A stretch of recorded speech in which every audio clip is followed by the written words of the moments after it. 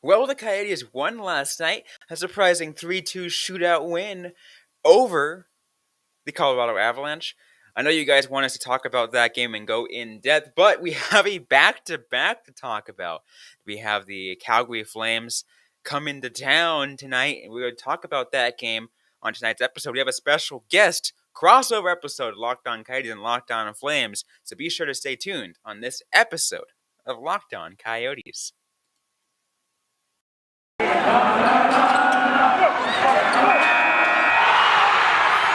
You're Locked On Coyotes, your daily podcast on the Arizona Coyotes, part of the Locked On Podcast Network, your team every day.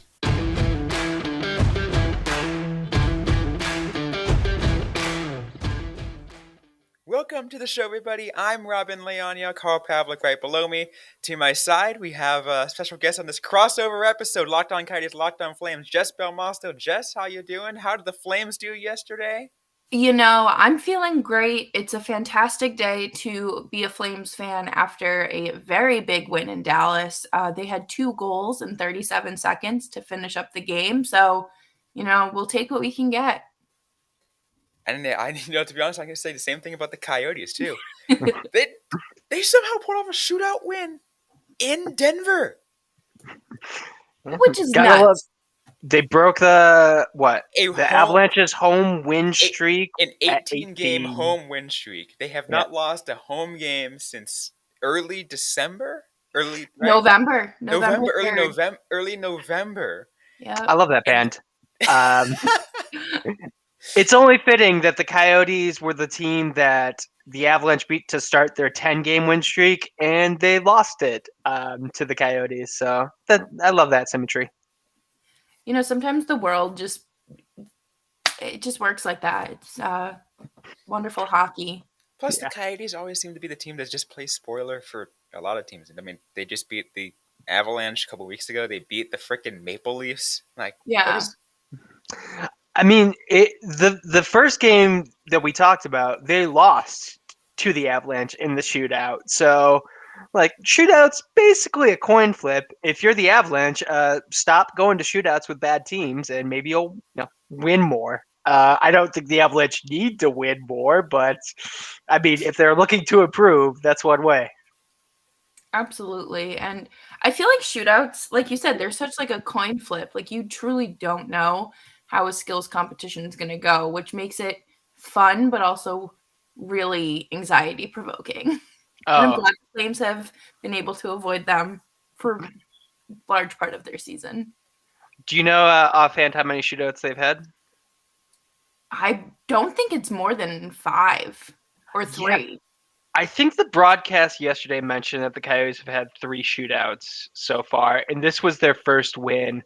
It seems like shootouts are down this season. I haven't looked at the numbers, but I think it was 4 because they've had this one, the one against Colorado last time, the one against San Jose, and I think the one against Buffalo at the beginning of the year. That's right. So still not a lot. Shootouts are definitely I don't know, scoring seems up this year, so it kind of makes sense that there's fewer shootouts, but you're right. It's definitely that fun and anxiety-filled end to a game. Yeah, and you know what? I'm happy that scoring is up because I can't do overtime and then just the extra, shootout. So thanks, everyone. Yeah. But other than that, the teams having some good wins yesterday. Like how have the Flames been doing this season? What's how they in the Pacific Division? Because we don't see the Pacific Division as often anymore because we got kicked out. Yeah. So if someone told me at the start of the season that obviously Vegas was a shoo-in for number 1, but that the Kings and Ducks would be ahead of the Flames, I would have said, you're crazy. I would love to partake in whatever you're partaking in to make this fantasy exist. But the Flames are currently in a wild card spot because they had basically the second half of December off because of illness breaking out, of course. I call them patient zero because they are what spiraled the league out of control. So sorry about that, everyone. But it has been, I want to say, like a complete 180 from the team that they were last year. They're more competitive. They don't look like a beer league hockey team that can't keep up with their opponents. And, the goaltending is still really strong. And that's it. It's kind of tied together with the fact that Johnny Gaudreau is on the first line now, and it's a strong first line. The second line is probably one of my favorite lines in hockey to watch. It's Andrew Mangiapane, Michael Backlund, and Blake Coleman. It is just such a fun, they play such a fun two-way game. So definitely anticipate that being a good matchup tonight. Meanwhile, the Coyotes. Who is the Coyotes' second line at this point, Robyn? I'm not sure. We saw the emergence of the first line, Schmaltz, Galchenyuk, and Keller, and that was pretty interesting. Galchenyuk got his first goal of the season, but it's maybe an upgrade over Travis Boyd. The Coyotes are just so in flux right now that I don't think they have any real lines. We've been talking about this all year, but this team right now, well, at least for the last month, this team is half Tucson Roadrunners. I mean, at least the injuries are less. I don't think at this point anyone is on COVID protocol with the Coyotes, with Dyson Mayo making his return last night. Oh, yeah, that's right, huh? That's nice. So I was looking at your cat friendly page yesterday when I was recording the national show for the network, and half of your players sound made up. Dyson Mayo, that sounds like something I should find in my grocery store. Of course, yeah. Or buy my hair dryers because Dyson or vacuum. I made that joke when he got his first goal of the year.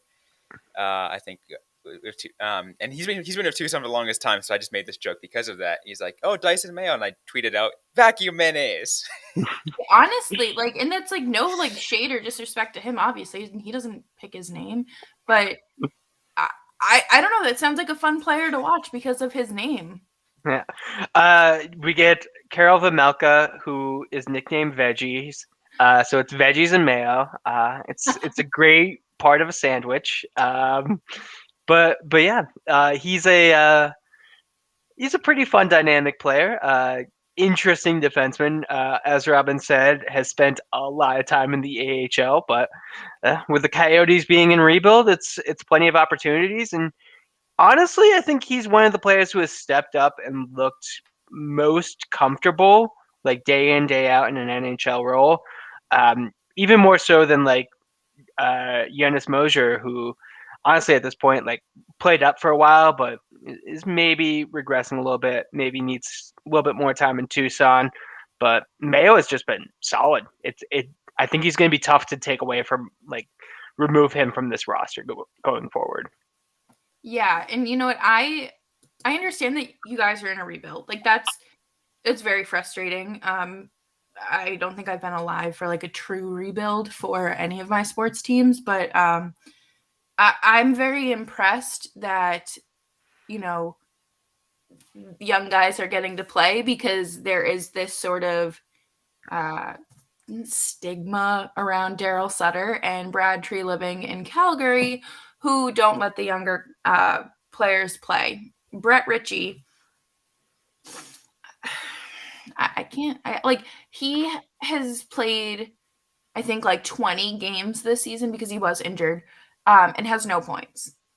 Meanwhile, the Flames have players just tearing it up in the AHL who would be a great fit for the bottom six to get those reps in. And, it's frustrating. So I'm glad that, you guys have some that does remind me, though, of the Rick Tocchet era about 4 years back. We got a guy named Dylan Strome who was freaking tearing it up in the Tucson Roadrunners. And I was watching his first year in Tucson. I'm like, who is this kid? Why is he so good? Why is he not in with the Coyotes right now, and then he gets called up, and he plays maybe 10 minutes that game, like, and I'm just like, what are you doing? I mean, honestly, when you said that, it made sense to me because I remember GM Traveling. Sure, I mispronounced that incorrectly. From his time as assistant manager or general manager for the Coyotes under Don Maloney, and Maloney also tended to play the veterans over the rookies. There was financial reasons for that at the time, but yeah, the Coyotes in that era were not great at developing players. Were not great at playing the younger players. I mean, there was two eras. There was the Dave Tippett, which was like no young players, everyone's on Yeah. a short leash, and then there was Wayne Gretzky, who was basically, as far as I can tell, like just go out there and do what I do. Do Wayne Yeah. Gretzky stuff. It's like, coach, we cannot do Wayne Gretzky stuff. Right. Like you So can't just copy and paste your skills to us. Like that's not how yeah, this works. yeah. But Brad was involved with, I think, both of those. I'm not 100% sure he was there in the Gretzky years, but still under Tippett. So old habits die hard, I guess. Yeah. That makes a lot more sense because I don't know. He's been in Calgary for 7 years now, 7 seasons, and you would think that at some point they just kind of, move on from what hasn't been working. But like you said, old habits die hard. Yep. Well, we still got more to get to for this. Talk about this game on this episode. Arizona Coyotes and Calgary Flames game set at 7:30 p.m. at the Gila River Arena in Glendale. We're going to get to that in just a moment. But first, Jess, you got a special word you have to like to share with us. I do. And if you are returning to campus, returning to your office, or enjoy snacking wherever you are, you should head on over to built.com and check out some Built bars. They are delicious tasting protein bars that get you through your day. They're great fuel for your brain, great fuel for your day. I don't know how else I can sell you on these besides the fact that they are covered in 100% chocolate and they taste delicious. They don't taste like your average tasting protein bar with the grittiness and the sandiness. So head on over to built.com and use promo code LOCKED15 for 15% off of your order. And lots of different flavors. They've grown their inventory since we've started working with them, which I think is so much fun. All those limited time flavors sometimes come back or we'll make a surprise visit. So head on over to built.com today and use promo code LOCKED15 for 15% off of your next purchase. Give me more churro puff, guys. I need him. Was it really good? All right, though, let's get back to this episode. Locked On Coyotes and Locked On Flames crossover episode as the teams clash for a game tonight. Talk about how they match up because record wise it's going to be Yeah. 22 13 and 6 versus 11 29 and 4. I mean, definitely not as scary as it was yesterday when we had to face up against the Avalanche. But Yeah. still, yeah. I feel like comparing records isn't a true fair analysis with teams like the Kraken, Coyotes, the Habs, because they're all kind of, you guys couldn't buy a win, let's be honest. But I think that it's, it'll be a fun game, I think. I think that, the Flames just can't go out there and underestimate their opponent. That is something that they are working on and have been working on. Sometimes going in too confident or, saying, oh, we don't need to play at our normal 100%. We can play at 75. Meanwhile, your opponent, Arizona, is coming off a huge win and probably has some momentum under their belt and just don't get cocky with it. This is the second half of a back-to-back for both teams. So should be, a high energy game, but I don't think it's necessarily going to be something like where we see the energy cranked up to 150% right before the All-Star break. I love the mentality you go into this game as opposed to a guest we had earlier this year, a couple weeks ago, who was like, "This should be a gimme game for our team," and it's like, "Be careful what you say, man. Be careful what Yeah. you say." No, that's the thing though. Like you can't get too comfortable and just don't do it because that's what the Leafs did in the playoffs. And then what happened? The Montreal Canadiens happened. Honestly, the teams that I think the Coyotes match up least against are the ones who are going to be like very active. Like the Avalanche, until they lost it, were giving the Coyotes just all of the problems in the world by just being very aggressive defensively, just like sticking right to them, because the Coyotes are not the best. They don't have the most discipline. They take tons of penalties, and they're not the most mentally resilient. So like if they give up a few goals, like or have problems, like it's just going to compound. So the teams that like get very aggressive with that, I think tend to do a lot better against the Coyotes this year. But if you're passive and kind of like let them even control pace a little, they're able to surprise you. Um, it's really interesting to watch because it's just like just be aggressive against them. It's the Coyotes. They're not gonna like what if they get a 3-on-1? Who's gonna score? Travis Boyd. Just won 10 goals of the year, so I don't want to knock him. It was just the first name I came up with. Yeah, and I think that that's like the thing is, you don't want to play to like a dumbed down level of hockey because like that seems disrespectful to your opponent. Like we don't think you're that good, so we're just gonna, not play our full potential. So I think that the Flames have like an aggressive approach to certain games. No, that's a lot. They're just an aggressive team, but they do have that discipline where they're not taking penalties as often as they were. And they did have, I believe they had a power play goal last night. I could be very wrong, but if you're concerned about the Coyotes PK, I would somehow sneak word in there that Johnny Gaudreau is pretty strong on the power play. So Yeah, that's just a tough ask to tell the Coyotes to be careful about penalties. It's just it just happens. Just like they just it's they're babies. They're still learning. I mean, they took 3 penalties in the course of 2.5 minutes last What? night. Oh no. It went from a the Coyotes were killing a penalty. No, they had a power play. They took a penalty, so it was 4-on-4 for a minute. Actually, no, have that reversed. They took a penalty. Colorado took a penalty. The Coyotes took 2 more penalties. So it went from being up 5-on-4 to being down 4-on-3. It was the most ridiculous thing I've ever seen. And it was very hard to keep track of and write about.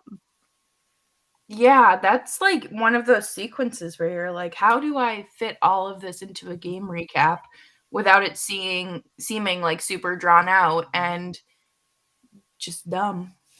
And also, nobody scored, so it's not like it really mattered. Right. It just like massively affected the momentum going into the second period. Absolutely. and that was the things that some of the things we talk about too, Carl. You know, that there's certain things that kind of can lead to a potential second period collapse, as the Coyotes are notorious for. Yeah. Oh, this is a fun thing for your listeners. The Coyotes tend to just collapse in the second period and give up 4 goals. That's great. That's fantastic. The Flames kind of struggle more so in the latter half of the second period. So maybe we can even it out. We'll see what they want to do. Even against the Buffalo Sabres, the Coyotes collapsed. Although they only gave up 1 goal, the shots were just ridiculously lopsided. Yeah, that's the thing. The Flames will take every opportunity that they get to shoot the puck.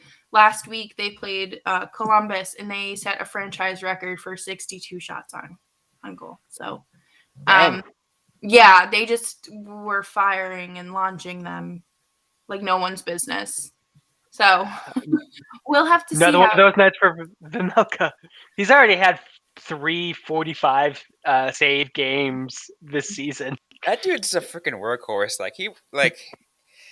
He has stolen games for the Arizona Coyotes. Yep, Yeah. definitely. I don't know who's starting tonight, whether it's Markstrom or Vladar, because last night Markstrom was pulled in the third period because he let up 3 goals on 3 shots, or 23 shots rather. And then Vladar got his first start since like early January, and it's the second half of a back-to-back, so I don't know. Yeah, if we were talking last year, I could say I could give you no idea because like last year, Rick Tocchet was terrible at managing goaltenders. He'd put for example, he put Aiden Hill 11 games straight. Oh my gosh. I don't know why he did that. I mean, obviously, Antti Ranta and Kemper were injured, but he also had Ivan Prosvetov as a backup just in case he needed them. Yeah, and I think the Coyotes lost most of those games, so it's not like Hill was like playing out of his head. Oh, poor Calgary native Aiden Hill. He's with the Sharks now. He's at the San Jose Sharks now. Yeah. Yep. But now they've been doing better about it, the Coyotes. So they switched. So last night was Scott Wedgwood. So today they're going to put in Karel Vejmelka, and that was confirmed by Craig Morgan yesterday. So it'll be a fun matchup. Vejmelka he's been proven to steal games, but he's also had some bad ones. Yeah, I think that the Flames have strong goaltending, but it's a matter of workload management. And to be completely honest, Markstrom has been playing. He does this thing where he wanders out of the crease and plays the puck when he's tired or injured. So we've been noticing that more and more. So if he does start, make him come out of the crease to maybe get a goal. That's interesting because I like active goalies, but there is a time and a place, and when you're tired is probably not the best time to be doing it. It's like does it to like wake himself up. It's like I don't know if either of you ever experienced this in like school, but you're just like so tired, you stayed up late the night before, and you're like falling asleep during class, so you go to the bathroom, like splash water on your face. That's what I think Markstrom is like trying to just like wake himself up, and it again gives me heartburn. So just don't do it. I'm sure friend of the show and Arizona hockey writer Kat Silverman would like to have a couple words. Oh yes, I love Kat. I've been meaning to get her opinion on that, so I can be like, "Hey, goalie expert, can we dissect this, please?" I'm sure she would be able to provide great reasoning behind it, or just say the funniest thing about why it makes no sense. Exactly, and Kat is a good friend of mine, and she's so intelligent, but then she won't have like an expert reasoning on something. She's like, I don't know, he's just like dumb, and it's like, yeah, you know what, that is very true. So thank you, and yeah, makes it so everyone can understand. Oh yeah, exactly, and that's gotta love her. Yeah, we actually had to get her on the show sometime because last time I had her on, we were talking about Aiden Hill versus Ivan Prosvetov, and she's like, "I don't believe in Aiden Hill. Ivan's the future." I'm like, "Okay, all right, let's do it." She's right. The Coyotes bought into that, so yeah, they listened to the show.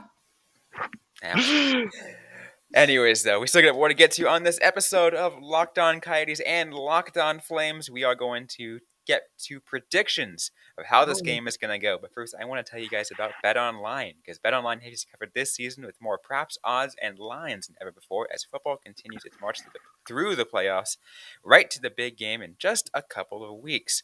BetOnline.net remains the best spot for all your sports scores, podcasts, and news this season. And it's not just football. BetOnline has you up-to-the-minute info on pro and college hoops, NHL, boxing, UFC, along with live real-time updates of current games. Don't wait to take advantage of all the amazing offers for a 2022 season. BetOnline, where the game starts. So now it's time, Jess, for my favorite segment of Locked On Coyotes does it, is BetOnline picks of the game. As I go ahead and take a look through the lines and see what is the who is the favorites, how is this game going to go based on what they think. So the Calgary Flames are 1.5 favorites, minus 105. So essentially, you have to bet 105 to win 100. If you go that way, plus 237 money line for the Coyotes, minus 268. So Flames are pretty good favorites on this one, with total points set at 5.5. 5.5 goals. If you go either over or under, should be. So does that mean like 5.5 goals between each team? Yeah. So combined. Okay. Combined. Okay. Yeah. Sorry. I again still trying to get familiar with sports. But yeah, I was gonna say I could see this being like a 3-2 game easily. So I mean, go Flames, but their defense sometimes just pisses me out. And especially if Ladar's in net for the whole 60 minutes. So 3-2 Flames.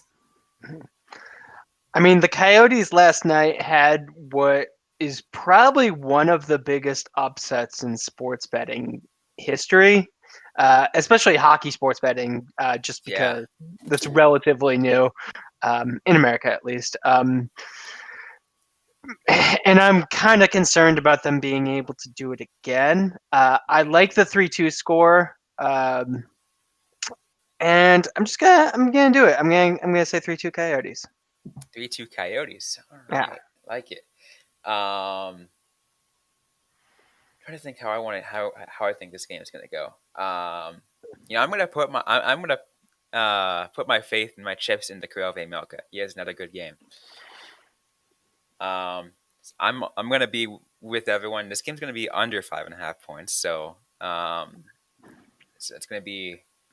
I'll even say how many total points I think it's going to be. I think it's going to be 4 total points scored, with a 3-1 victory for the Arizona Coyotes, with the last one being a empty netter. Okay. Now, the Coyotes have not scored 3 goals in over a week since the Pittsburgh Penguins. So we're betting on we're taking a risk here. Yeah. The Coyotes offense is just so hot and cold. I never know what to expect. I think that tonight can certainly be a good game for them. Like I said, I think this team is not the most like mentally resilient. So I think coming in with a win is going to give them like good vibes and energy that they need. Whether or not that's going to be enough, I think is going to depend on what happens in the second period. Because if they can hold off another collapse, then I think they'll do fine. If they collapse, then I mean, at that point, it's tough to come back from being like tied to being down 4-1. I mean, that Pittsburgh game, they didn't collapse in the second period. They collapsed in the third. So they held off the collapse for 20 minutes. Yep. Just a little bit longer, because it was that last 10 minutes, and it was just like, oh, no, here we go.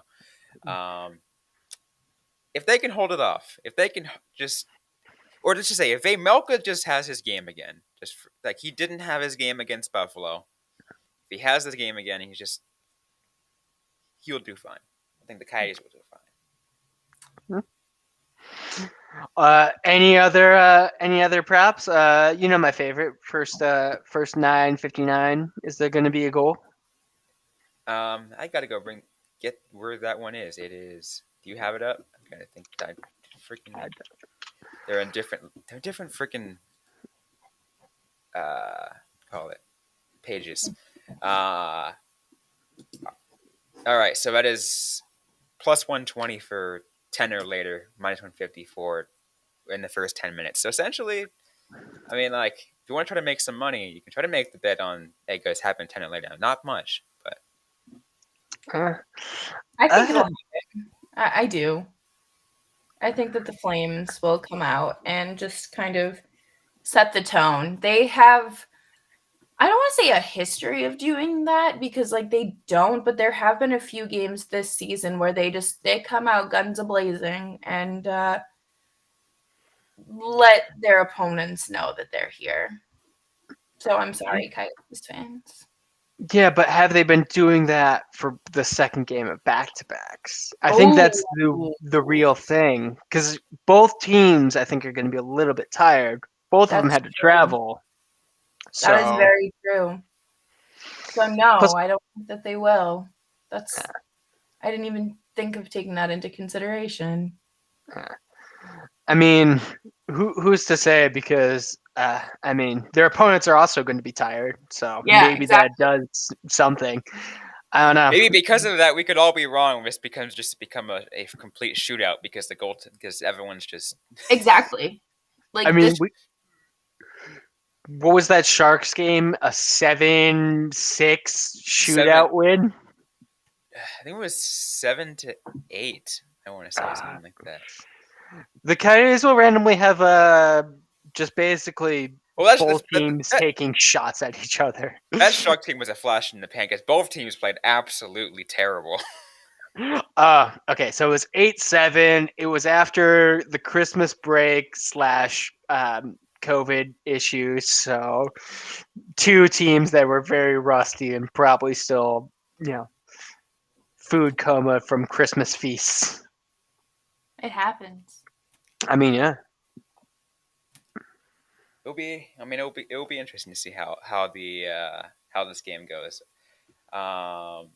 If there's those who are listening that are curious, if you take my score prediction and put it onto the props, Arizona Coyotes by 2, a $10 bet can win you $90. That's interesting. But I That's still don't think I'd take it. No, Yeah. I mean I'm not 100% confident on that, so there's no way. If there's a game in which I'm 100% confident on, which is rare, I do one of those bets, a margin of Oh, of victory course. bet. But like, I- how often is that ever going to happen? Probably like once, like one game out of not just the Coyotes' full 82 season, but one game out of the entire NHL full schedule. Yeah. I'm going to be going to the game tonight. So, I mean, I could have a $14 beer or I could place that bet. And, either way, I'm going to be out money. So, Yeah. just which one will bring me more enjoyment? That remains to be seen. Probably a beer. Probably the beer. Get some beer, get some Korean barbecue. That'll be a nice game. Heck yeah. At least you guys can eat and drink at your arena. Okay? They're in the restrictions right now at 50% capacity and no eating or drinking. I still haven't gotten inside the arena as a fan. I've only gone Me as a neither. member of media. Oh, I was in the press box back in November, so it's nice up there. That press box is nice. It's a good look. I've only been as a fan, and I have seen a variety of foods and drinks at Gila River Arena and Jobbing.com Arena. Before we close it though, I want to mention one thing I heard in the press box. It was the most hilarious thing. It was when I went in actually it was late October, because I remember because I still had my car and it was right after the accident. And I'm at the game and it's towards the end of the first period. I think the Oilers are already up like 3-0 at this point. of course. And the PA announcer goes 1 minute left in the first period. Right below us, because there's obviously fans literally right below us from the press box, I hear this fan shout, "Thank god. And I'm just like, Yeah, that sounds about right. oh my! Yeah. I was like, I couldn't stop laughing. I was looking like I was sitting right next to Craig Morgan. He said he did the same thing too. He just laughed. Just like, That's great. Beautiful, beautiful. maybe I need to go and visit again and see if that person does the same thing. Yeah. If he's there. I mean, I hope not. I hope they don't have reason to. It's a drive though. I got to go Tucson to Glendale. It's How about far of a drive is that? without traffic, probably about 2 hours. With traffic, 2.5. Oh. Okay. Yeah, it's about a 2-day drive to Calgary.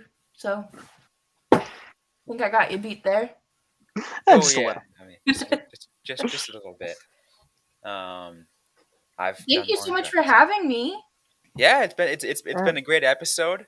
I think I like having crossovers with hosts that we haven't talked to for this show because last year we were stuck talking with the same Yeah. 6 people, and I'm just like, please give us someone new. I need Yeah. fresh. You need fresh blood, some fresh takes, and some variety. That's why I plan on Is having more guests on this month 'cause I think we have a lot of new hosts, new opponents, and new potential for crossover. And again, I'm teasing people because I'm gonna have there is a future potential big guest coming on. I won't mention who they are until that person has 100% confirmed they're coming on, but it is in the works. Yes, I'm excited for you. Yeah, So, it should be fun. yeah. Anyways, though, we are running out of time though, so before we close things off, Jess, go ahead and let everyone know where we can find you and your podcast. Yes, so you can find me on Twitter at Jess Belmosto, and you can find me wherever you listen to Locked On Coyotes, also on YouTube. It's free 99, so you should definitely come check me out and rate the show and leave a nice little review. Awesome. And for us, we are again, like I said, everywhere you get your podcast, as well as on YouTube. That's one of the amazing things. You can see our beautiful faces if you so choose. And don't forget that we are also on social media. You can follow us on Facebook, facebook.com/LockedOnCoyotes, on Instagram at LockedOnCoyotes, and on Twitter at LO_Coyotes. I am personally at Robyn_Leano, Robyn with a Y _Leano. Carl Pavlik is Carl Pavlik FFH. Interact with any of us, ask the question you might have. We might answer an episode. We might answer those questions on a future episode of the podcast. Thanks again, everyone, for listening to today's episode, this crossover episode of Locked On Coyotes and Locked On Flames. Hope you guys are staying safe out there. Hope you guys are staying healthy. And for all my Coyotes fans listening out there, don't forget to howl on.